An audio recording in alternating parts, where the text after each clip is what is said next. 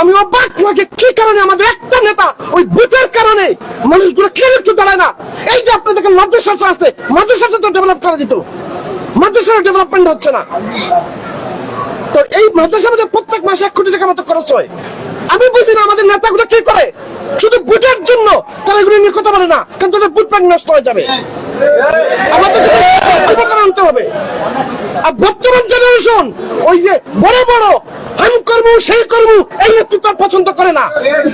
বর্তমান জেনারেশন তার কাজ চায়, দেখতে চায়। এই যে ইয়াং জেনারেশন সিলেটের বেকার, আপনি দেন হসপিটাল করে দেন, আমার ইয়াং জেনারেশনে শত শত লোক চাকরি পাবে। এই মাজারের টাকা যারা লুটপাট করতেছে আর যারা গণার বিরুদ্ধে, আমি তাদের এগেইনস্টে আমি দাঁড়াবো। কেন? এটা গণতে হবে, কিয়ামতের আগ পর্যন্ত প্রকাশ্যে গণতে হবে, একদম সব দিয়ে একটা করে নোট দিয়ে গণতে হবে।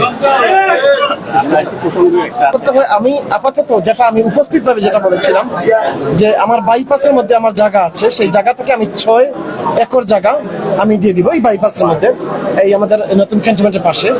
2 নম্বর যে জিনিসটা, আমি নিজে 50 কোটি টাকা অবদান রাখবো যদি পুরা সিলেটবাসী এককভাবে একতা হয়ে তারা বলে আপনি এটা করেন, তাহলে আমি এই কাজটা করলাম।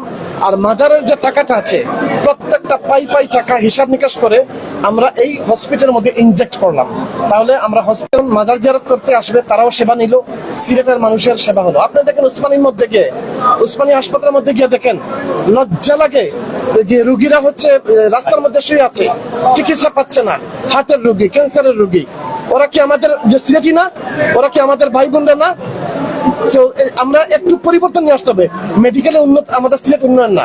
সিলেটের মধ্যে আপনি যদি রাস্তাঘাটে হাঁটেন, যতটা হসপিটাল আছে সব কমার্শিয়াল, সব কমার্শিয়াল এলাকায় করছে কমার্শিয়াল ভাবে, শুধু টাকা কামানোর জন্য, সেবা দেওয়ার জন্য না। তো আমি চাচ্ছি একটা হসপিটাল সেবা দেওয়ার জন্য, সেখানে আমি আমার জায়গা, আমার জমির দামটা যে মিনিমাম হলে প্রায় যে 25-30 কোটি টাকা জমির দাম হবে, আরো 50 কোটি টাকা যদি আমি এখানে ইনভেস্ট করি, অলমোস্ট 100 কোটি টাকার মতন হয়ে যাবে। তো আমার কথা হচ্ছে এখন শাহজালালের যে মাজারে যে টাকাটা আছে, এই টাকাটা কিয়ামত পর্যন্ত এটা গণনা হতে হবে, কিয়ামত পর্যন্ত এই টাকাটা গুনতে হবে একদম, এবং প্রকাশ্য গুনতে হবে।